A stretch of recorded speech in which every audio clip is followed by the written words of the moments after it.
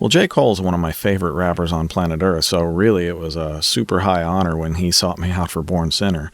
I'm a producer on 9 songs and some skits on the album, and I brought a lot of the live elements to those songs, like live string sections and live choirs.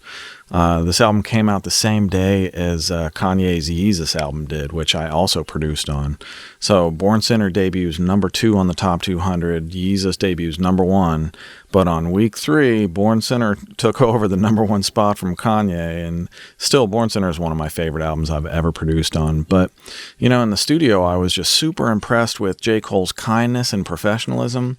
Like, after the choir session, he hung out for a long time with the choir, just taking pics and signing autographs and thanking each of them personally for contributing to his album, which, you know, I just thought was a super classy thing to do, and it really stuck with all of them. So that was super cool. Yeah, one of my favorite memories from Born Sinner was when J. Cole walks into the string session.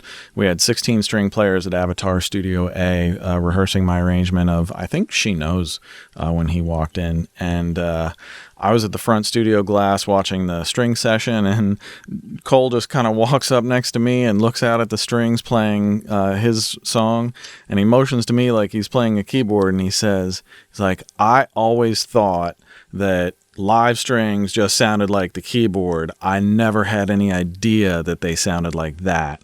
Wow, I'll never use a keyboard again when that's what I'm hearing in my head. And I thought that was just such an incredible revelation to see from another creative. Crooked Smile is still my favorite from the album. I produced all the live strings and live choirs for Crooked Smile. So, you know, like on a random Saturday evening, I get this call from J. Cole, who I had never talked to or met in my entire life. He introduces himself, and we just get to talking about his new record. And he told me that Drake had recommended me to him because I produced the choirs on Lord Knows on the Take Care album. So Cole ended up coming out to my studio that night for about 3 hours just by himself, and he played me all of his album in progress, and we just sat and listened, and he would just kind of ask me like, well, what do you think? What are you hearing? What would you do to it? And we just talked about like possibilities and ideas and music and sounds and emotions. And but the moment he played me the early version of Crooked Smile, man, I instantly knew that that song was a smash. I mean, Born Sinner is the gift that keeps on giving. The album is multi-platinum. Crooked Smile is a platinum single.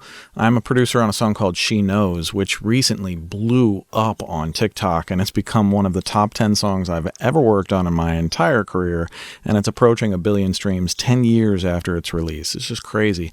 And then last year, the K-pop group BTS covered Born Sinner with a song called Born Singer, and I've mixed over 40 songs for BTS in my career, and they reached out to me to mix the Born Singer single. So it's just incredible the way that the Born Sinner album has really become a boomerang for so many other great things in my career.